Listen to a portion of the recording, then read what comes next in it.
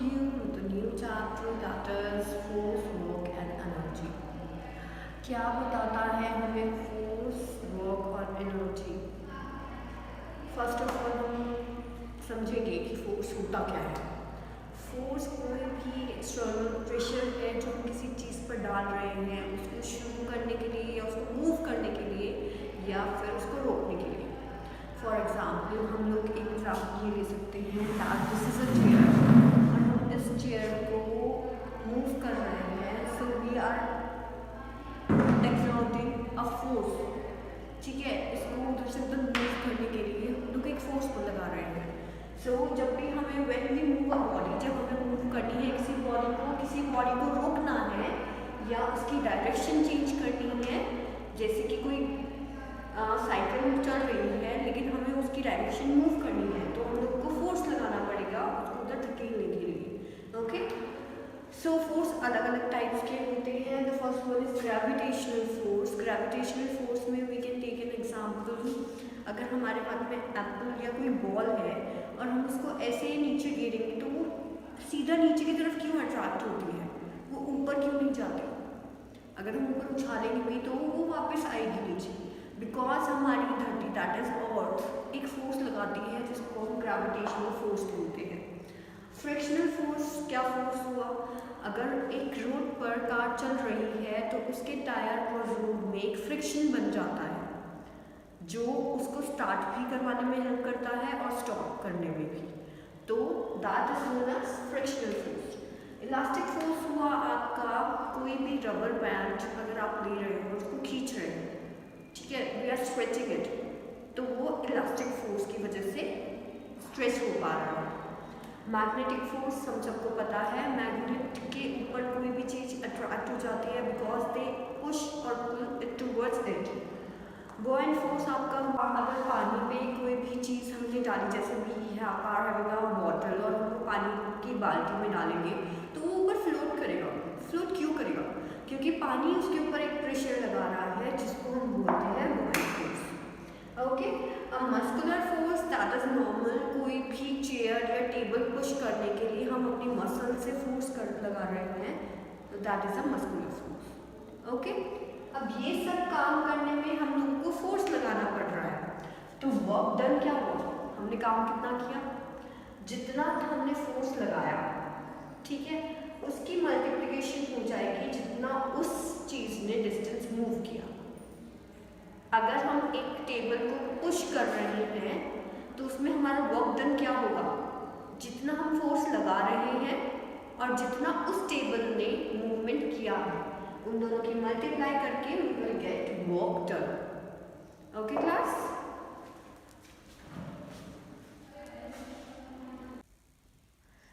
So, after learning what is work done, we will now focus on what is energy. Energy क्या है?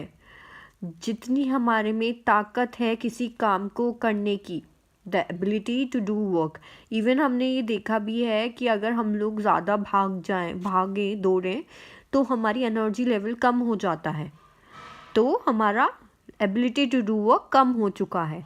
So the ability to do work is called energy. अब ये दो types की हैं, एक natural, एक human made. Okay, so natural हमें कौन कौन सी मिल रही हैं? Sunlight, water, wind, plants and animals. इन सब से जो एनर्जी मिल रही है दैट इज नेचुरल एनर्जी। जैसे wind energy that we get from wind, hydro power energy, water energy.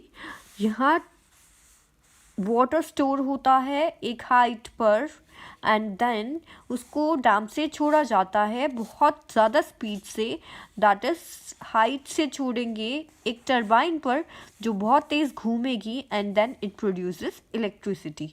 Okay, so water energy से भी we get electricity, that is electric energy. Electric energy common जो हम लोग अपने घर में भी देखते हैं, ये हमारे लिए मशीन्स को रन करने में भी बहुत मदद करती है। Chemical energy, this energy is stored in batteries.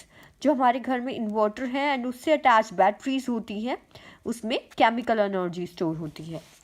Moving on to another part that is sound energy. Sound energy हम किसी भी चीज़ पर, even this is a sound energy, हम कोई भी डिस्टर्बेंस प्रोड्यूस कर रहे हैं तो वो एक साउंड एनर्जी की फॉर्म ले लेता है, न्यूक्लियर एनर्जी. सो इस एनर्जी में क्या होता है, कभी भी कोई भी एटम ब्रेक हो रहा है तो वो हीट एनर्जी और लाइट एनर्जी प्रोड्यूस करता है. ओके, सो ये पूरा मेजर पार्ट है न्यूक्लियर एनर्जी का. The another one is mechanical energy. Mechanical energy में क्या है, कोई भी पुश और पुल एक एनर्जी प्रोड्यूस कर रहा है, उसको हम मैकेनिकल एनर्जी बोलते हैं. इसके दो टाइप्स हैं. काइनेटिक एनर्जी, ये एनर्जी तब आती है जब कोई भी बॉडी मोशन में हो, मूव कर रही हो. जैसे एक गाड़ी चल रही है तो उसके अंदर जो एनर्जी होगी वो काइनेटिक एनर्जी होगी.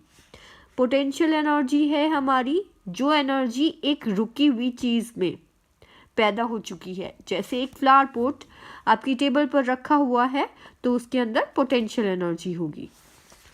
द नेक्स्ट पार्ट है सोलर एनर्जी. सोलर एनर्जी में क्या है, सोलर एनर्जी सन से जो एनर्जी हमें मिल रही है वो हमारी सोलर एनर्जी है. और ये energy electric energy, heat energy, जैसे ये सोलर कुकर्स में भी यूज़ करते हैं तो वो हीट एनर्जी की फॉर्म में यूज़ हो रही है ताकि हमारी कुकिंग का प्रोसेस पूरा हो सके.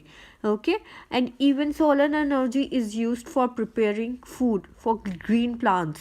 प्लांट्स में यही चीज़ इम्पॉर्टेंट है जिसकी वजह से खाना बनता है. So with this we have completed our chapter. Hope you understood it. Question answers are being uploaded on the website. Kindly complete them in your notebook. Thank you.